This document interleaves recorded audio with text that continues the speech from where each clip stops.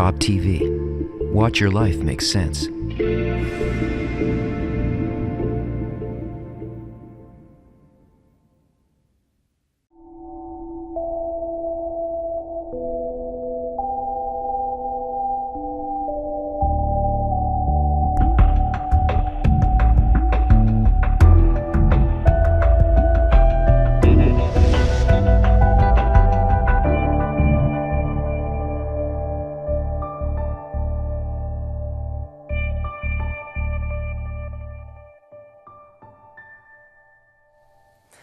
Welcome to Ask the Kabbalist. With me, as always, Kabbalist Dr. Michael Laitman, here to answer your questions.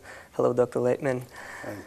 I'll remind you that you can send questions, as always, to tv.kabbalah.info. And on our Ask the Kabbalist page, you have an interface where you can submit video questions or audio questions or even type text questions. And let's begin with our first question for today right away. This is a video question. It's coming from Nashville, from Deb. Let's watch it. Hi, I'm Deb from Nashville, Tennessee. Are there people on earth who have so much evil inclination in them that there's no chance that they could ever be corrected? Or is there always a chance that somebody can find Kabbalah and start making corrections? I'm talking in regards to murderers or people who have committed such absolutely horrible crimes. They're spending a lifetime in jail. Does that just discount this whole lifetime for them? Has the soul just departed them? Or is there a chance that they can find Kabbalah and start making some corrections in this lifetime? For sure. Everyone has a chance. By the way, we get many appeals from correction facilities, specifically in the United States. And we handed out much information and books for those in prisons. And we've also accepted people who have been to prison. Afterwards, they've joined us, started studying and developing. And we see a very good development and changes for the better. And the door is always open for anyone to be different, to be better, to be a person in society, to be useful in society. The door is always open from above, from one's destiny or from nature, and thus the people who committed the greatest crimes towards the whole of humanity, not just murder and theft here and there like we hear that happens on a daily basis, but I'm talking about the wicked of the world.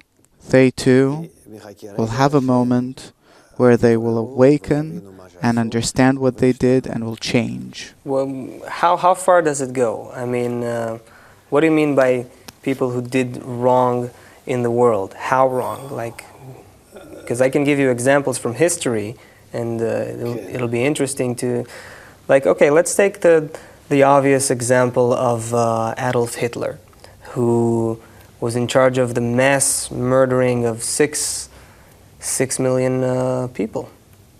Would you say that such a person is also entitled? He killed many more than that. More, that's true. 6 million Jewish people, yeah. Yes, in total, tens of millions were harmed. And how much harm he brought upon all the countries and everything on the one hand. On the other hand, such people, they don't have any free choice. It is the upper providence which leads them and brings them to do these things. They themselves have no idea what they're doing. Later, they'll have to acknowledge in future incarnations the harm they brought upon all of humanity, and then gradually to start and ascend.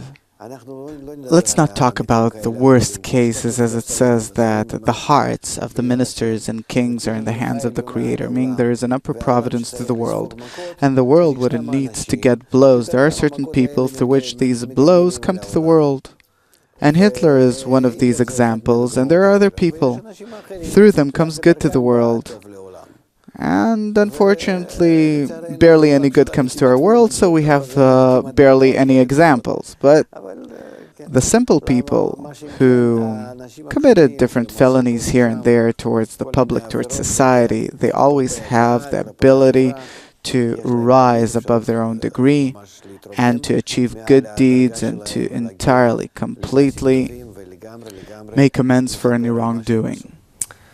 When a murderer, a serial killer, let's say, goes out to the streets and starts killing innocent individuals, does he have free choice in the matter or does he not? These are very complicated matters, complex, because we have to understand incarnations, the incarnations of all these people. Maybe in the past, those he brings harm upon did this to him on purpose in the past, and maybe in the future. In the next incarnation, after the murder or the crime he commits towards them, they'll switch. They will be his kids, and he'll have to take care of them. We don't understand how it happens, because in order to decide about something, we can't judge according to that instant in which we are. We can't judge a person according to a specific deed. This is what we do in our world because we have no choice, and we have to keep some kind of a balance in human society, not to let the evil break out too much. But actually, in order to see the truth of nature, we have to see it from beginning to end. There are none as wise as the experienced. A person who sees all the things, really the entire order of things till the very end, and then he sees backwards what's going on, what happened with each and everything, and then he could say, that is all just, otherwise one can't. I know only one thing. To the extent to which I understand the wisdom of Kabbalah, and I'm in a partial revelation, Kabbalists say that if everything opens up before a person, he will have no reason to say that something is unjust. It's hard to agree with, I gotta say. It's hard to agree with, but well, I hope, Deb, that you received your answer here, and we have to see the whole of reality to understand how these things happen. Thus, the wisdom of Kabbalah says that we have to achieve, we have to reach the opening of the whole of reality, open it up, and then we'll truly build the right society, the right law courts, the right attitude towards people. We'll see why a certain person is born with such inclinations. No one is to blame that he was born one way or another. There are people who aspire for science, those who aspire for music, those who aspire to use others. And he has built-in evil. That's how he was born. And if you don't channel him, say, to go and work as a butcher, or some place where he can let out his energy on something of the kind, then instead of catching fish, he goes catching people. So we have to understand that these inclinations, they exist in a person from nature. And thus, our question, have we given a person a sufficient foundation in order for him to achieve the right realization of himself, although he was born with evil urges? Today, we discover in genetics that those who were born with inclination to kill, to steal, There's to lie. There's a gene for stealing, a gene for lying, yeah, it's true. So how can you come up to me and tell me, why are you such a liar? I'll tell you, I can't stop myself. I feel like lying. Suppose I constantly feel like lying. I have a vivid imagination and I'm constantly lying. That's it. And the same way you don't understand how is it possible, I don't know how to go without, because I have this urge, suppose. And what can you do? Each and every one of us got this from nature. So can you come and punish me? I'm not to blame. But society, if so, has to discern each one according to his inclinations and to the extent to which he uses them correctly, and to come and give him a kind of a correction, to help one to use each and every inclination in a good way, even if he has an inclination for theft or lying or worse things like rape or something. We have to find some kind of either place to let them blow out some steam, or to realize it in a way that would be good for the public.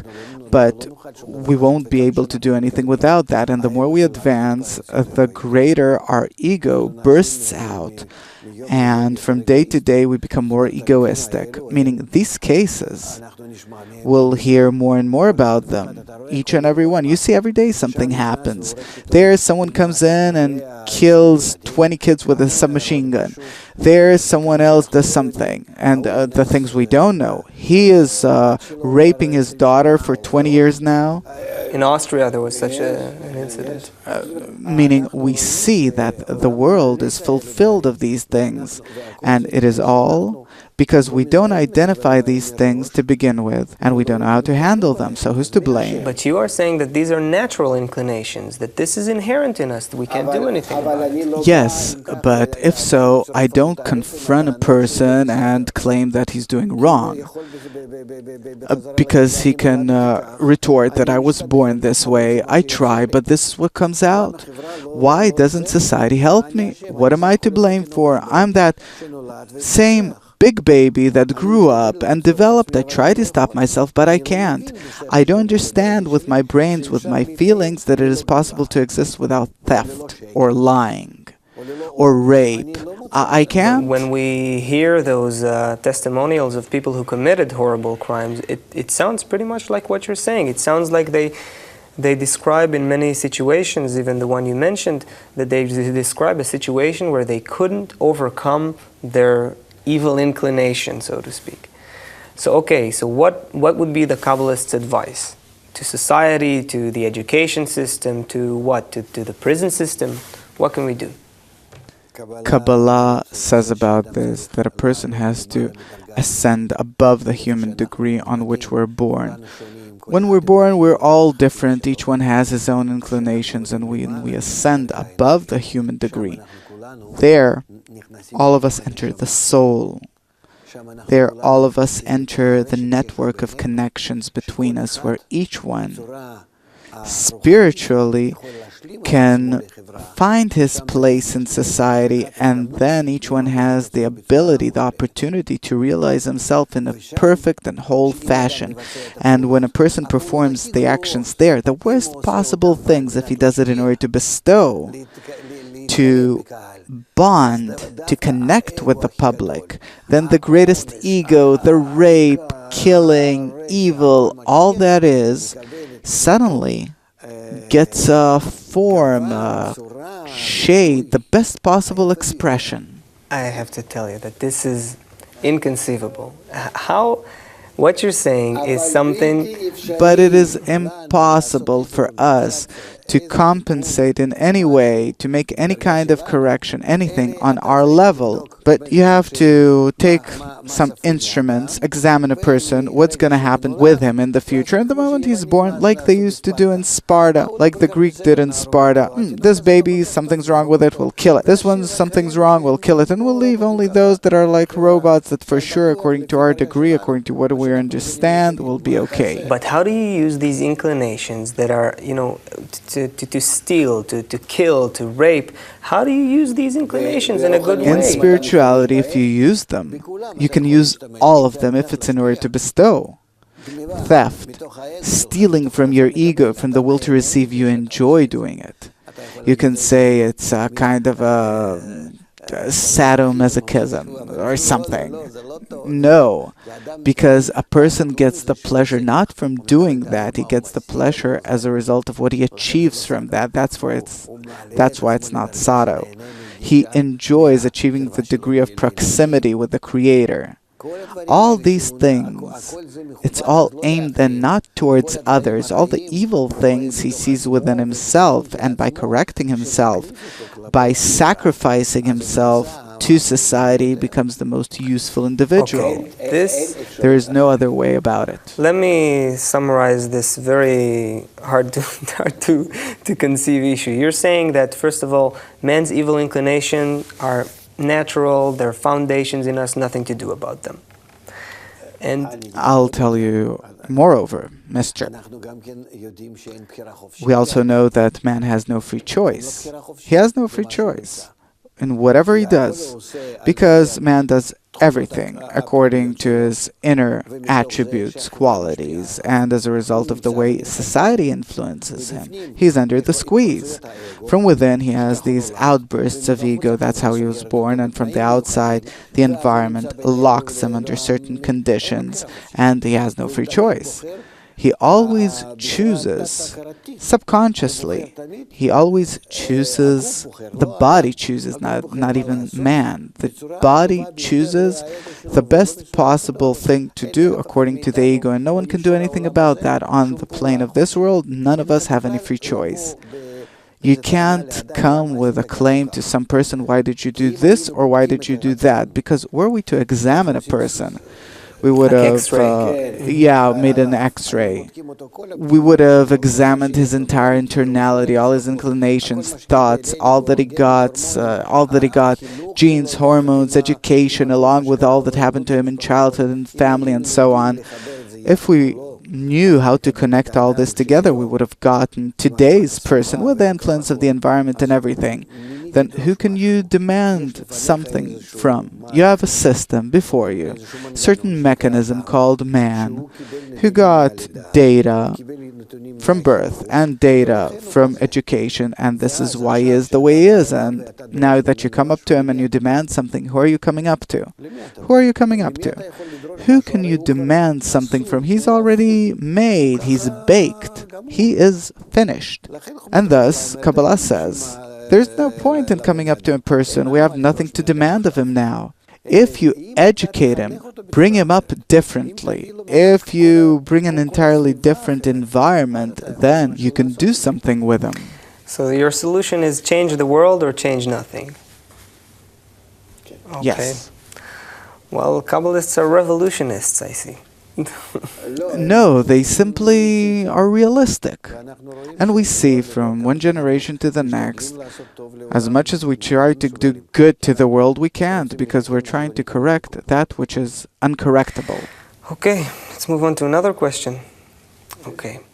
This one is coming from, it's another video question that's coming from John from San Francisco. Let's watch it. Why in this day, when so many of us are seeking answers to important questions to our heart, our minds, has God become a word that people do not want to accept? Why has God become a difficult word for so many? I think that the reason for that, sir, is, what do we mean when we say the word God? The force, if you ask me. If it's simply a force like the power of gravity, then I don't relate to it at all. I accept it as a fact in life. But I think he means a supervisor, like an entity that guides all created beings. Something like that. Oh, so this is already here. You're talking about someone who changes himself. Someone to ask help from. Why aren't we considering this force? I think this is what he's asking. Well, I think that this is the greatest illusion. We think that the Creator is a certain upper force. He has an image, a form, and he changes according to the way we ask him to. I never saw such a thing, ever. Where have you seen that the Creator changes? Where did you ever see this power to change? First of all, where is He? Is He there at all? Is He present? There are people who think He is. There are those who think He isn't. From lack of any other choice, they think He is. Maybe I'll get some kind of a reward for my good actions. Well, I don't enjoy in this world, at least I'll have something in the next. All in all, for lack of any other choice, because we're frustrated, we live. I didn't choose to be born. This is how we live. So it's preferable for us to believe that there is a Creator, and for all of my suffering and all those things, I'm not successful here and so on. Maybe later I'll get some kind of a compensation. It's worthwhile for me to believe that He exists. 70% of the people, by the way, today are saying that God exists. This is one of the researchers today. I'm telling you, why? Because it is worthwhile for them to say so, because at least they have some kind of a hope that later they'll have it good. But were we to think that the Creator is a kind of a judge, very serious, very true, who demands of us, according to true laws that He has given us. What laws did He give us? Love another as thyself. Don't do to others what you do not want to be done to you, and so on. Do we want for there to be a God? Tell me, I'm asking you. Bring anyone in the world. Does he keep what the Creator gave us? Well, does he love everyone in the world the way he loves himself and even more? Well, and if not, then all of his faith in the Creator is worthless. Then he'll come after he'll finish this life here.